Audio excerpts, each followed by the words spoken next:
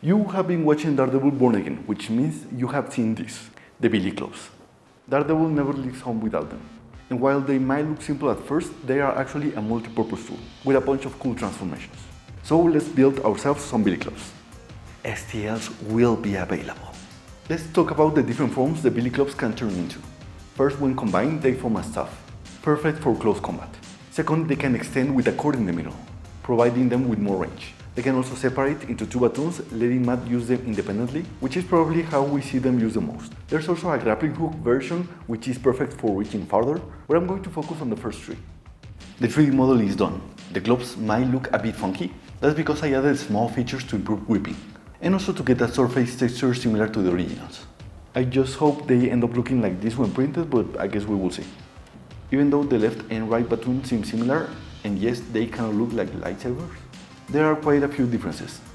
Most of this build is going to be printed in PLA, but to increase durability, we will be using something else too. But for now, let's start with the 3D printed parts, with the PLA parts.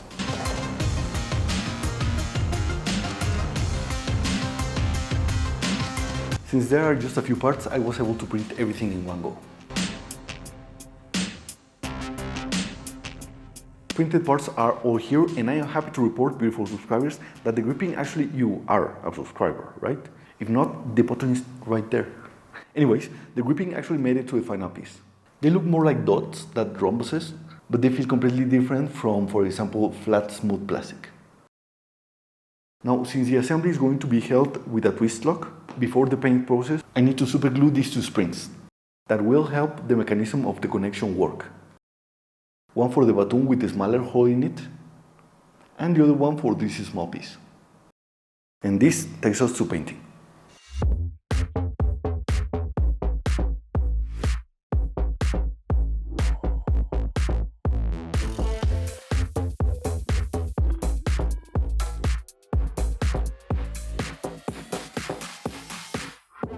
So I'm really excited for the next step because this is the color we're trying to achieve. You can see it's kind of anodized, meaning there's a lot of little dots all over the place. This surface is flat, while this one is not, so I'm kind of curious what are we going to end up with, but let's strive towards this one.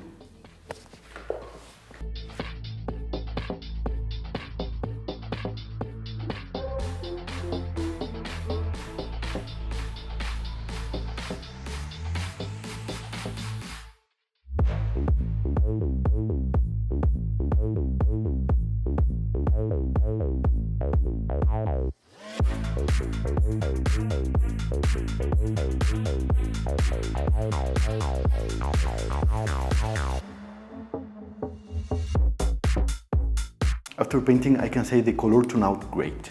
I don't see the anodized highlights much because of the texture surface, but they really do look like metal.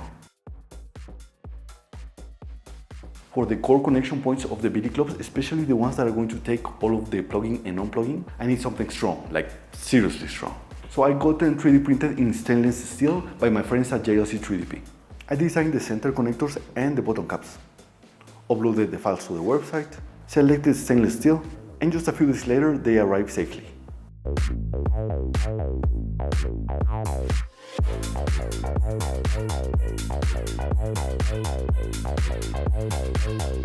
These parts were printed using selective laser melting, which is pretty cool tech. And it gives you solid, dense metal parts with very high durability. Plus, they will add the weight so they really feel like real batons. JLC 3DP also offers resin, nylon, plastic, basically whatever material fits your build. But for something this physical, nothing beats steel. And the best part, you don't need to own a fancy printer. Just upload the model and they will do all of the heavy lifting. Right now, JLC 3DP has monthly coupons, so I will leave a link in the description so you can check them out. Time to put all of this together. First, we're going to connect the upper part of the batons to their corresponding metal part. The one with the spring goes to the metallic piece that has this kind of hooks, and the other one connected to the metallic piece that has this kind of cylinders. Actually, if you see these lines here, they were meant to facilitate this exact part of the assembly, because they are guiding rails for these features. So we can slide the part, just like this. Now, of course, I can't just place them and hope they don't move. So to keep them in place,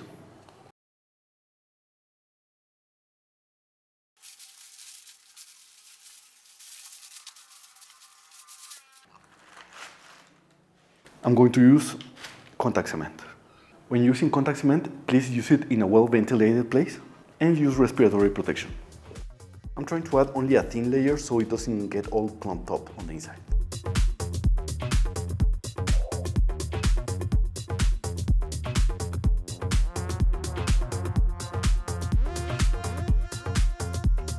I'm pressing the two buttons we just glued together in this kind of clamp, just to make sure there are not going to be any gaps in the connection between the plastic and the metal. In the meantime, the glue completely dries.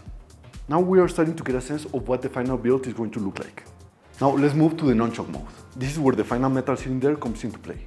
Using this white string, which is 5 mm thick and 37 cm long, I will pass it through the cylinder side.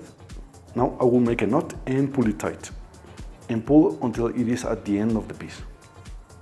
There are these kind of teeth on the inside of this piece, so the knot should be pulled to be on this area.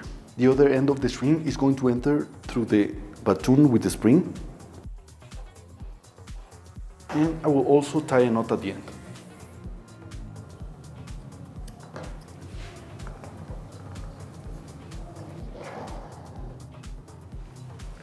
This way both ends of the string are going to stay in place.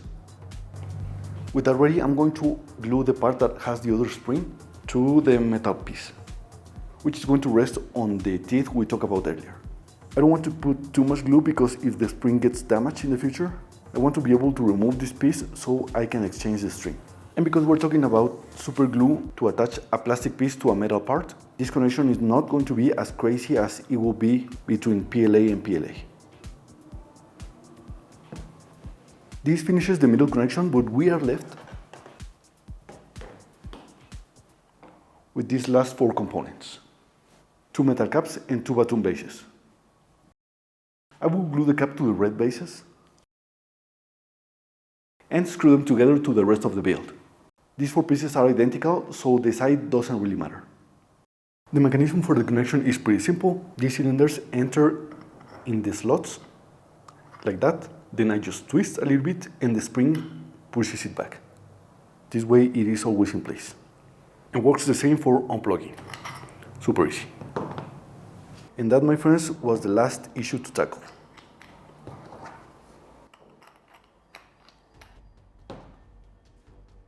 Meaning the Billy Clubs from Daredevil are assembled and ready. In stuff mode, the Billy Club feels awesome. The grip is solid and looks like a single piece. The total length is 65 centimeters or 25.6 inches and is very easy to maneuver. To switch mode, I just push and twist.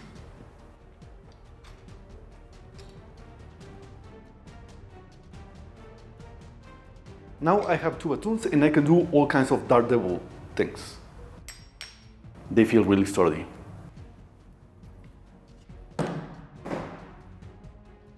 I really like the added weight from the steel parts. I can put them back together the same way and push it and twist again, and we are in non-choke mode.